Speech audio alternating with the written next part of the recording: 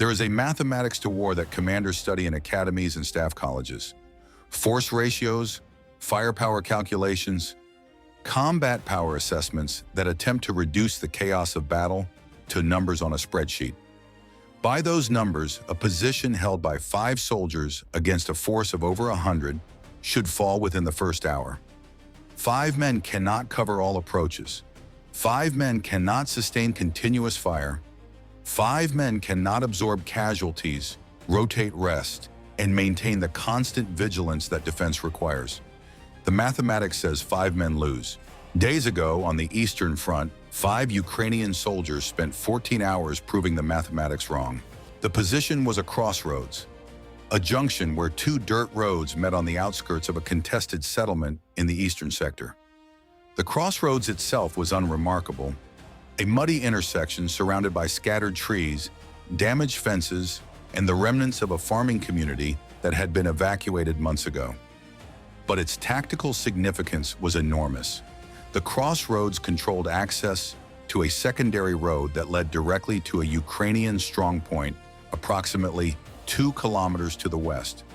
If Russian forces could seize the crossroads and push vehicles down that road, they could bypass Ukrainian defensive positions, deliver reinforcements and ammunition to an assault group that was already pressing the strongpoint from the front, and potentially collapse a section of the Ukrainian defensive line that had held for weeks. Ukrainian Battalion Command understood the crossroads' importance and had assigned a platoon to defend it, but the platoon had been pulled 24 hours earlier to reinforce another sector that was under heavy assault, leaving the crossroads with a skeleton garrison that was supposed to hold until reinforcements arrived. The reinforcements were delayed. The 5 soldiers were on their own. The garrison consisted of an AGS-17 Plamya automatic grenade launcher crew, 3 soldiers, the gunner, the assistant gunner who fed the ammunition belt, and the crew commander who directed fire and maintained communication with battalion headquarters, and 2 FPV drone operators who had set up their ground station in the basement of a half-destroyed farmhouse approximately 50 meters behind the AGS position.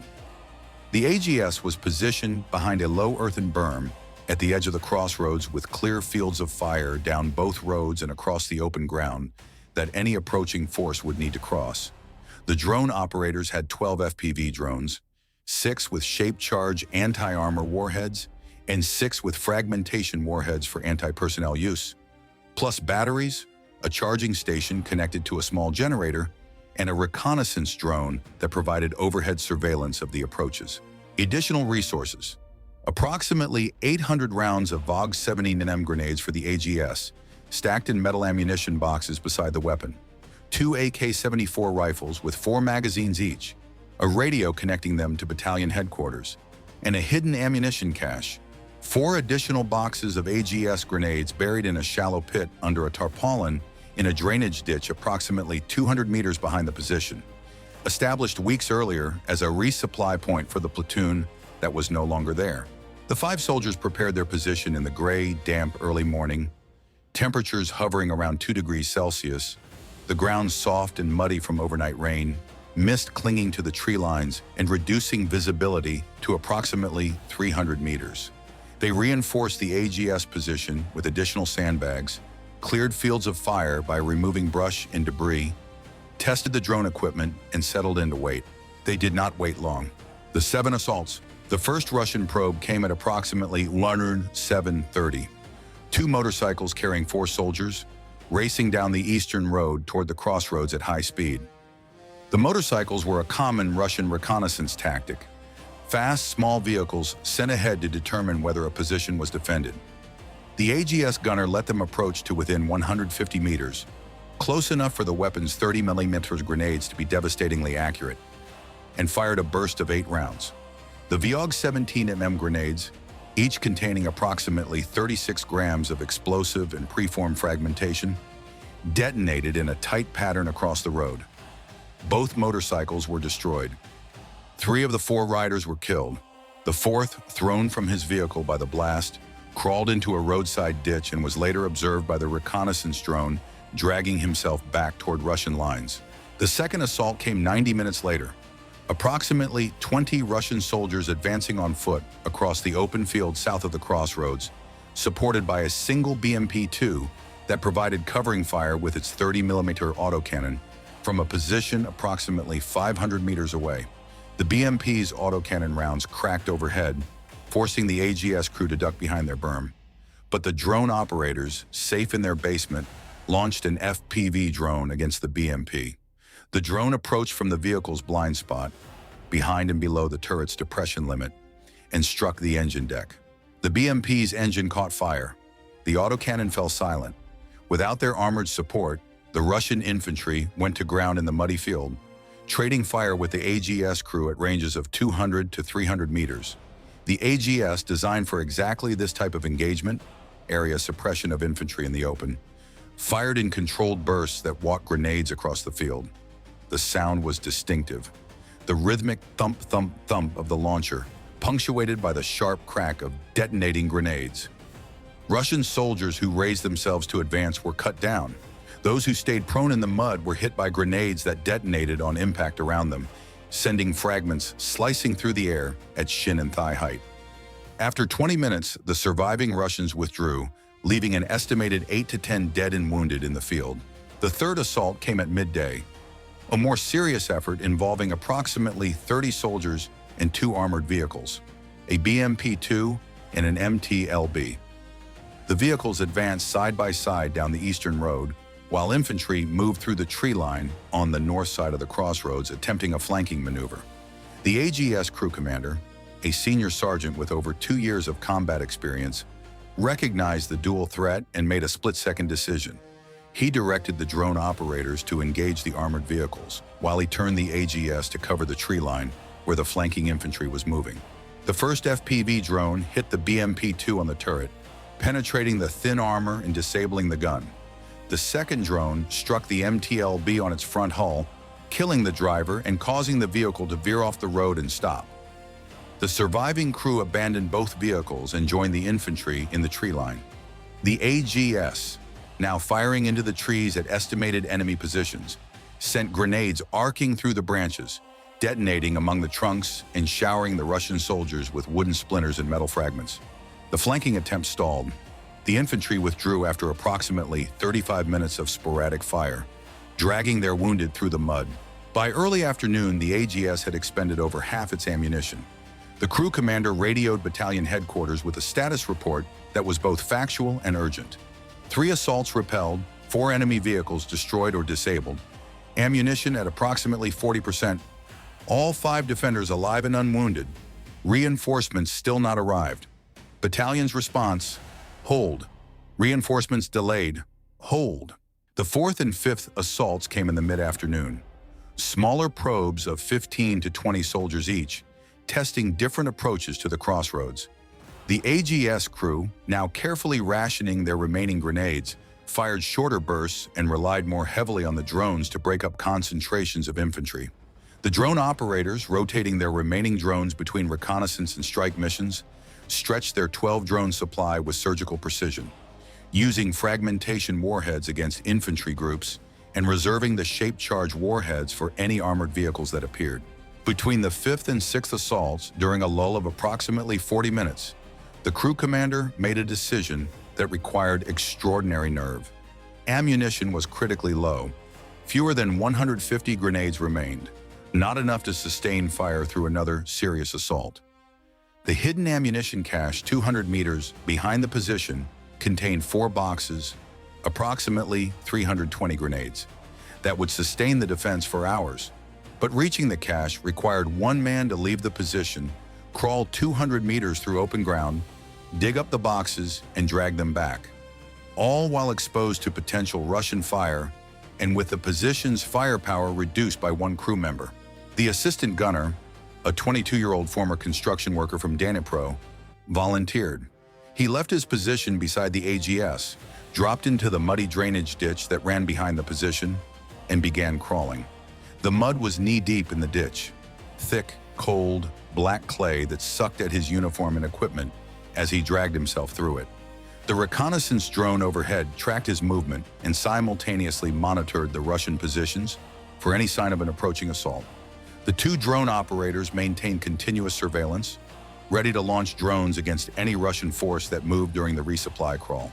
The round trip took 38 minutes. The assistant gunner returned caked in mud from helmet to boots, dragging 2 ammunition boxes, approximately 160 grenades, 40 kilograms of dead weight, through the ditch behind him.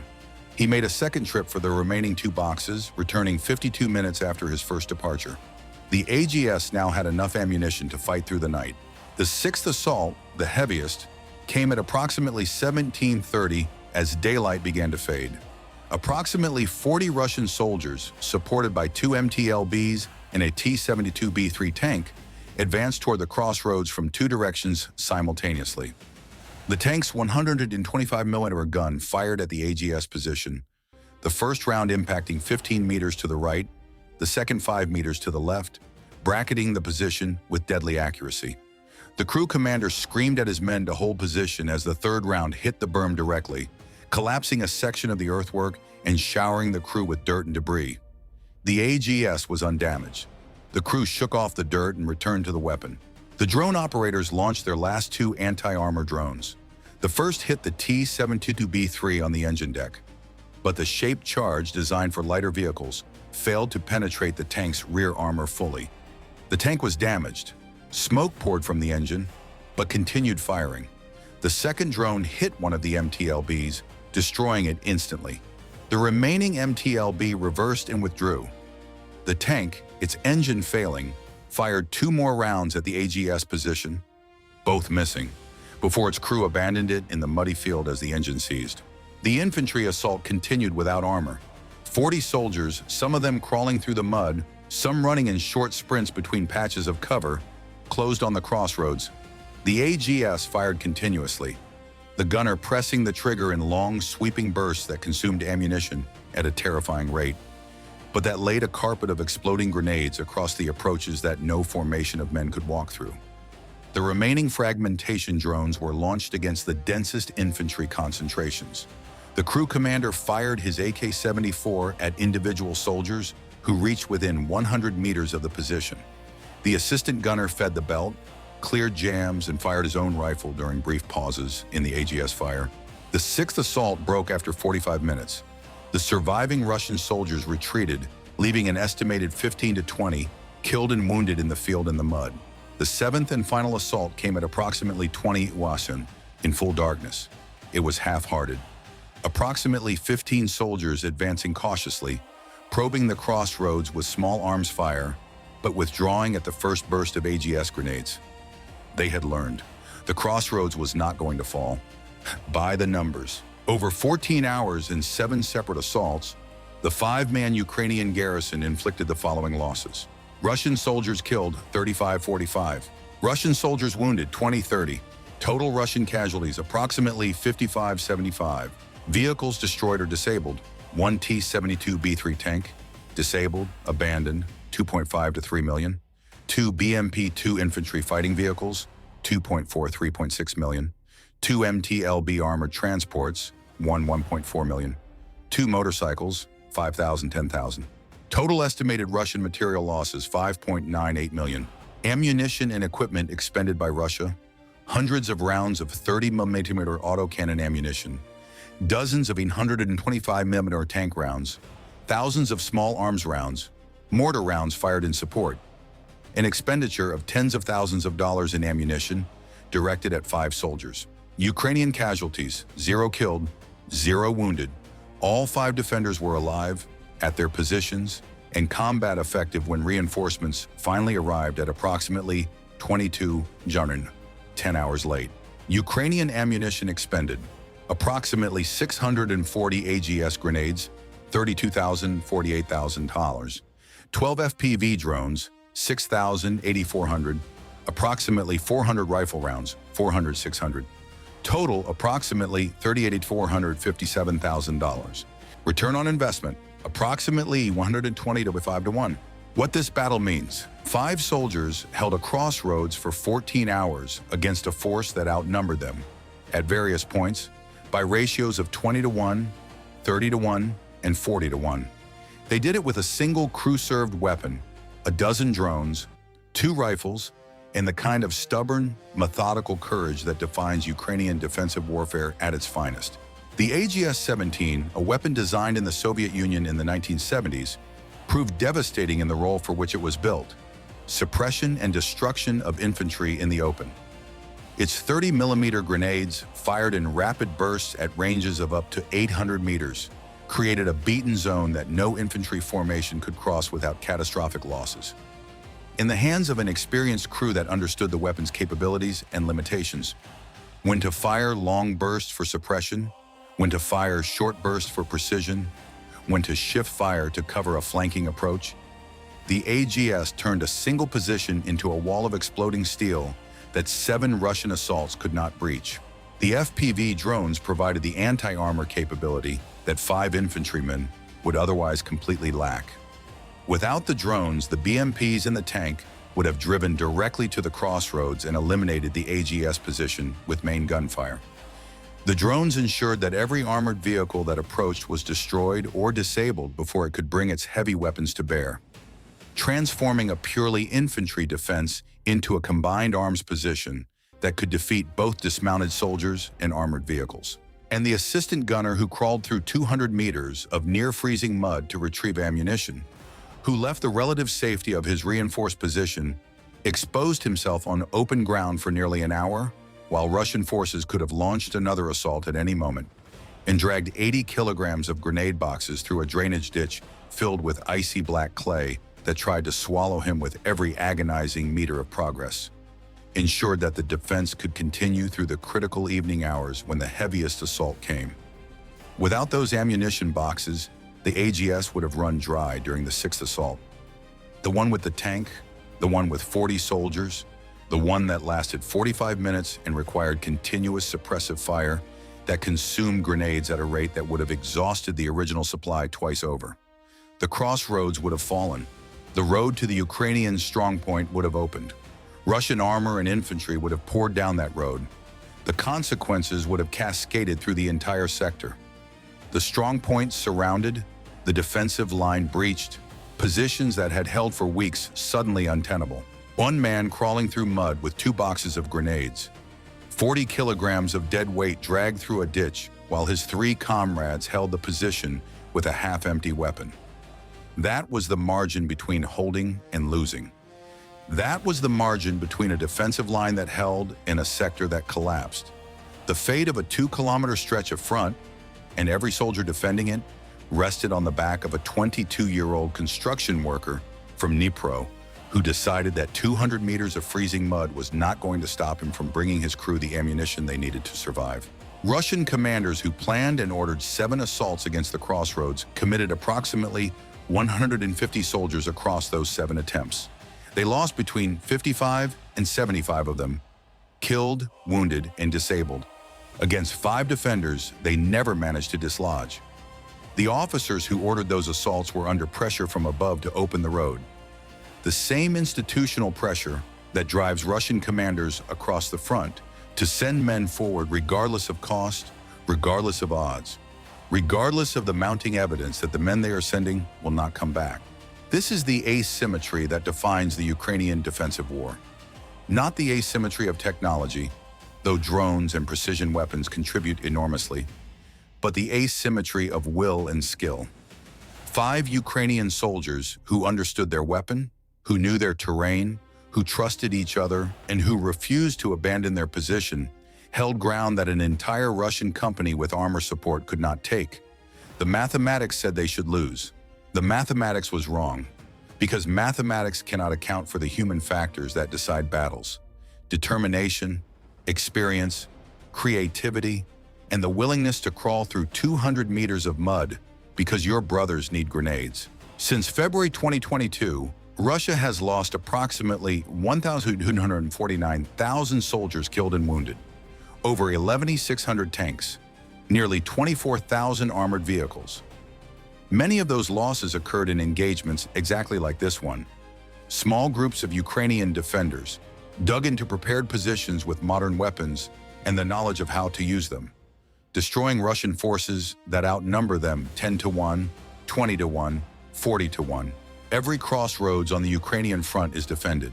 Every junction, every choke point, every piece of ground that matters has soldiers on it who have decided that this is where they will stand. Russia can send a company, Russia can send a battalion, Russia can send tanks and BMPs and MTLBs and motorcycles and every soldier it can mobilize.